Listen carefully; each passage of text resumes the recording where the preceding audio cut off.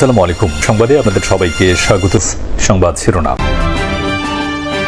উপদেষ্টা পরিষদে ইসি সংশ্লিষ্ট 2 আইন অনুমোদন, মামলা হওয়া আসনের সীমা ঠিক হবে আদালতের রায়ে। আগামী সপ্তাহে নতুন দলের নির্বাচন কমিশনের কাজে গতি পাবে এবং খুব দ্রুত তারা অনেকগুলো মেজার নিতে। 5 দফা দাবিতে জামায়াত সহ 7টি দলের বিক্ষোভ কর্মসূচি, জুলাই সনদের ভিত্তিতে নির্বাচন ও পিআর পদ্ধতির দাবি। দুর্নীতি ও দুর্বৃত্তায়ন দূর না করা গেলে সুষ্ঠু ভোট হবে না, আলোচনা সভায় বক্তারা। রাষ্ট্র ও সাধারণ মানুষের নিরাপত্তা নিশ্চিতের আহ্বান। সংসদীয় আসনের সীমানা পুনর্নির্ধারণ নিয়ে বিভিন্ন বিক্ষোভ বিরোধ নিয়ে সিদ্ধান্ত দিতে আদালতের নির্দেশনা বাস্তবায়ন করবে নির্বাচন কমিশন ইসি।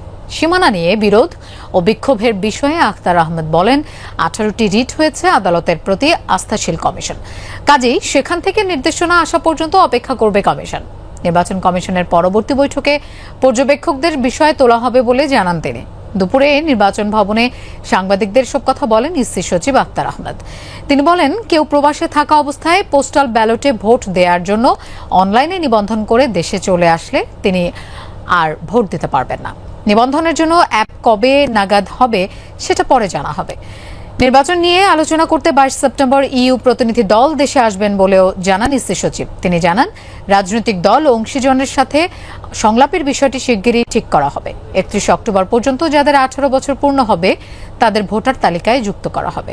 আজকে পর্যন্ত 14টা রিট হয়েছে বিভিন্ন জায়গা সম্পর্কে। এখন যেটা আদালতের এখতিয়ারাধীন বিষয়ে আমার মনে হয় যে কথা বলার এখতিয়ার, এটা সাবজুডিস হবে, আমার কথা বলার এখতিয়ার। আদালতে বিষয়টার প্রতি আমাদের যারা রিট করেছেন তারাও আদালতের প্রতি আস্থাশীল, আমরাও আদালতের প্রতি আস্থাশীল। কাজে সেইভাবে এই জিনিসটা আদালত থেকে সিদ্ধান্তটা আসুক, সেই পর্যন্ত আমাদেরকে একটু অপেক্ষা করতে হবে। নির্বাচন কমিশনের 2টি আইন সংস্কারের বিষয়ে সিদ্ধান্ত নিয়েছে অন্তর্বর্তী সরকার। বৃহস্পতিবার উপদেষ্টা পরিষদের বৈঠকে এই সিদ্ধান্ত হয়। এদিকে মোট 77টি গুরুত্বপূর্ণ সংস্কারের মধ্যে 24টি বাস্তবায়ন ও 14টি আংশিক বাস্তবায়ন হয়েছে বলে জানিয়েছেন প্রধান উপদেষ্টার প্রেস সচিব শফিকুল আলম।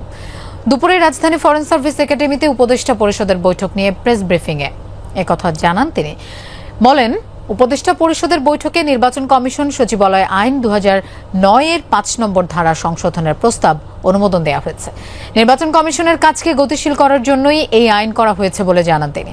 এবারের জাতিসংঘ সাধারণ অধিবেশনে প্রধান উপদেষ্টার কয়েকটি রাজনৈতিক দলের নেতাদের সফর সঙ্গী ইস্যু নিয়ে কথা বলেন প্রেস সচিব। তিনি বলেন, এবারের অধিবেশন খুবই গুরুত্বপূর্ণ, রাজনৈতিক দলগুলো যাচ্ছেন প্রধান উপদেষ্টার আমন্ত্রণে। নির্বাচন কমিশনের 2টো আইন সংস্কারের সিদ্ধান্ত হয়েছে। 2টো আইন প্রস্তাবের কারণে যেটা হবে যে ইলেকশনের আগে নির্বাচন কমিশনের কাজে গতি পাবে এবং খুব দ্রুত তারা অনেকগুলো মেজার নিতে পারবেন। 77টি অতি গুরুত্বপূর্ণ সংস্কারের মধ্যে 24টি অলরেডি বাস্তবায়িত হয়েছে।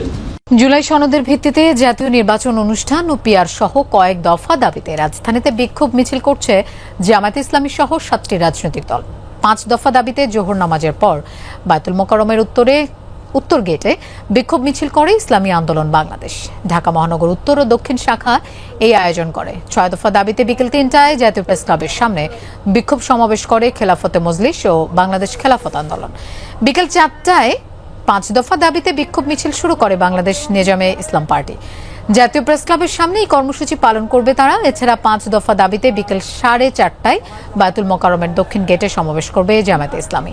পরে বিক্ষোভ মিছিল করবে দলটি। একই সময় 7 দফা দাবিতে বিজয়নগর পানির ট্যাঙ্কের সামনে বিক্ষোভ মিছিল করবে জাতীয় গণতান্ত্রিক পার্টি জাকপা। এছাড়া 5 দফা দাবিতে আসরের পর বায়তুল মোকাররমের উত্তর গেটের সামনে বিক্ষোভ মিছিল করবে বাংলাদেশ খেলাফতে মজলিস। বিক্ষোভ মিছিলে প্রধান অতিথি থাকবেন দলটির আমির মাওলানা মোহাম্মদ মামুনুল হক। রাজনীতি ও নির্বাচনের ক্ষেত্রে দুর্নীতি দূর করতে না পারলে গণতান্ত্রিক প্রক্রিয়া পুনর্গঠন হবে না, একথা বলেছেন সুশাসনের জন্য নাগরিক সুজন সম্পাদক বদিউল আলম মজুমদার। দুপুরে রাজধানীর সিরডাপ মিলনায়তনে গণতান্ত্রিক পুনর্গঠনের জন্য সংলাপ অনুষ্ঠানে একথা বলেন তিনি। বদিউল আলম মজুমদার বলেন, আইনি কাঠামো ঠিক থাকার পরও গত 3 নির্বাচনে দুর্নীতি হয়েছিল। দুর্নীতি ও দুর্বৃত্তায়ন দূর করা না গেলে ভোট সুষ্ঠু হবে না। অনুষ্ঠানে জ্বালানি উপদেষ্টা বলেন, পারস্পরিক আস্থা ও শ্রদ্ধা না থাকলে সংস্কার দিয়ে কাজ হবে না। বদ্ধ চিন্তাভাবনা নিয়ে রাজনীতি করলে 5 আগস্টের মতো পরিণতি আবারও ঘটতে পারে। উপদেষ্টা জানান, এলএনজি আমদানি সহ নানা খাতে বড় ধরনের দুর্নীতি করা হয়েছে। 3 মন্ত্রণালয় থেকে 45,000 কোটি টাকা বাঁচানো সম্ভব হয়েছে। একই অনুষ্ঠানে বিএনপি নেতা ডক্টর মঈন খান বলেন, রাষ্ট্রের নিরাপত্তার আগে সাধারণ মানুষের নিরাপত্তা নিশ্চিত করতে হবে।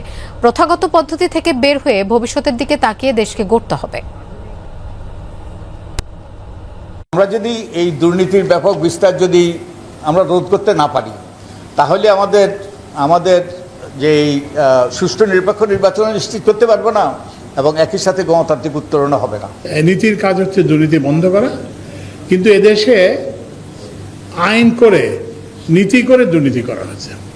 প্রজন্মের প্রতি বিশ্বাস আছে যে তারা সত্যিকারভাবে তাদের যে ইকুইপমেন্ট কিন্তু বন্দুক নয়, তাদের ইকুইপমেন্ট হচ্ছে বই আর লাইব্রেরি আর ইন্টারনেট। নির্বাচনকে সামনে রেখে কেউ যদি পরিস্থিতি অস্থিতিশীল করতে চায়, তাদেরকে রাজনৈতিকভাবে ক্ষতিপূরণ দিতে হবে, এই মন্তব্য করেছেন বিএনপির স্থায়ী কমিটির সদস্য আমির খসরু মাহমুদ চৌধুরী। দুপুরে রাজধানীর মহানগর আবাসিক এলাকায় গণ অধিকার পরিষদের সভাপতি নুরুল হক নূরের শারীরিক অবস্থার খোঁজ নিতে তার বাসায় যান বিএনপির এই নেতা।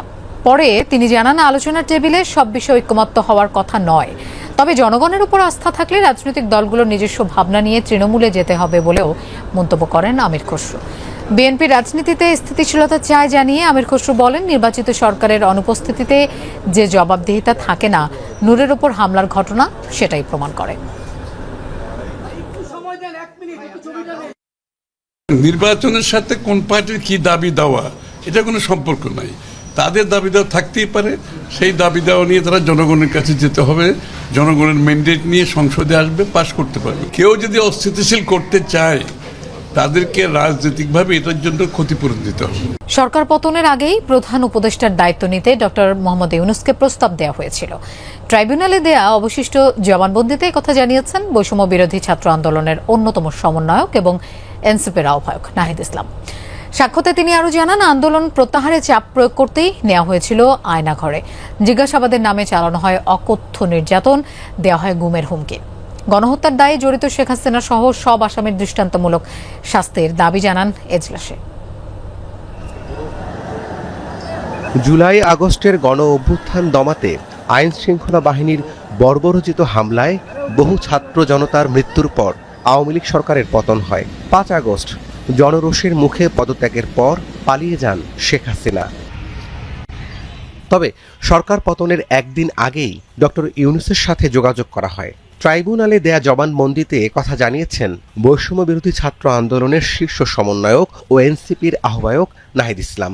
আমরা ডক্টর মোহাম্মদ ইউনূসকে প্রাথমিকভাবে আমরা ভেবে নিয়েছিলাম অন্য আরও অনেকের সাথে পরামর্শ করে, এবং এই কারণে তার সাথে আমরা যোগাযোগ করেছিলাম যে দেশের এই পরিস্থিতি, সফল হয়, দেশের এই ক্রান্তিকলে আপনার সহযোগী ডক্টর মোহাম্মদ ইউনূসের সহযোগিতা প্রয়োজন। যদি আন্দোলন সফল হয়, যদি এই সরকারকে আমরা উৎখাত করতে পারি, তাহলে নতুন সরকারের প্রধান হিসেবে হয়তো আপনাকে দায়িত্ব নিতে হতে পারে। আমরা সেই প্রস্তাব আপনাকে দিয়ে রাখছি। সমন্বয়কদের ওপর নির্যাতন এবং গোয়েন্দা সংস্থার হুমকির কথাও জানানো হয় জবানবন্দিতে। শেখ হাসিনা, সাবেক স্বরাষ্ট্রমন্ত্রী সহ আইন শৃঙ্খলা বাহিনীর শীর্ষ কর্মকর্তারা জুলাই গণহত্যায় জড়িত উল্লেখ করে নাহিদ ইসলাম বলেন, সুষ্ঠু বিচারের মাধ্যমে সৃষ্টি করতে হবে নজির।